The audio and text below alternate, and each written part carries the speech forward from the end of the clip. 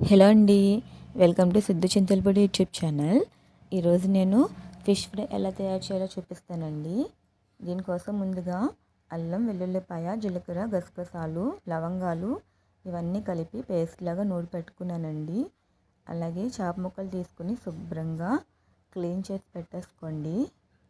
ఇప్పుడు ఇందులోకి మసాలా పేస్ట్ని వేసుకోండి.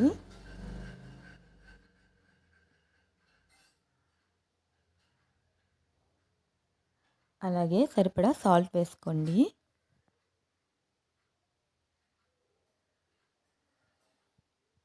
ఇప్పుడు కొంచెం కారం కూడా వేసుకోండి. కారం కొంచెం ఎక్కువే వేసుకోండి. అలాగే ఒక స్పూన్ శనగపిండి వేసుకోండి. ఇవన్నీ కూడా ఫిష్ క్వాంటిటీని బట్టి వేసుకోండి. నేను తక్కువ చేప ముక్కలు తీసుకున్నాను కాబట్టి దానికి సరిపడా వేసుకుంటున్నాను. మీరు ఎక్కువ తీసుకుంటే దాన్ని బట్టి ఇవి పెంచుకోండి. ఇప్పుడు ఒక స్పూన్ పెరుగు వేసుకోండి.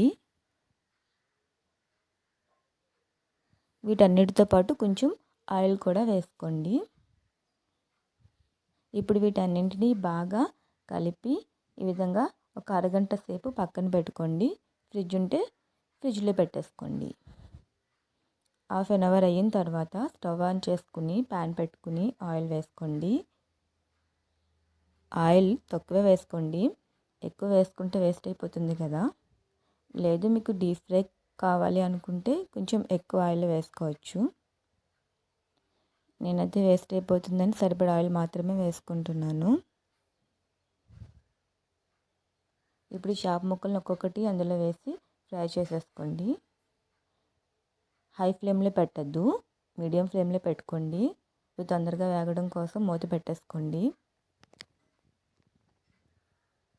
ఇప్పుడు ఇవి కొంచెం ఫ్రై అయిన తర్వాత తిప్పుకోండి. రెండు వైపులా బాగా ఫ్రై చేసుకోవాలి కదా.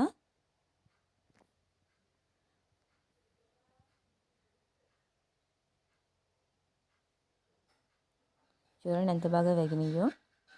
చాలా నెమ్మదిగా తిప్పుకోండి, లేకపోతే చేప ముక్కలు విడిపోతాయి.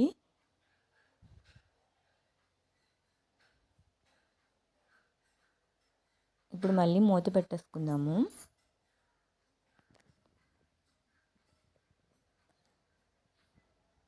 ఇప్పుడు రెండో వైపు కూడా బాగా ఫ్రై అయిపోయిందండి. ఈ విధంగా రెండు వైపులా బాగా ఫ్రై చేసుకోండి. ఇవి టేస్ట్ చాలా బాగుంటాయండి. ఇలాగ ట్రై చేయండి.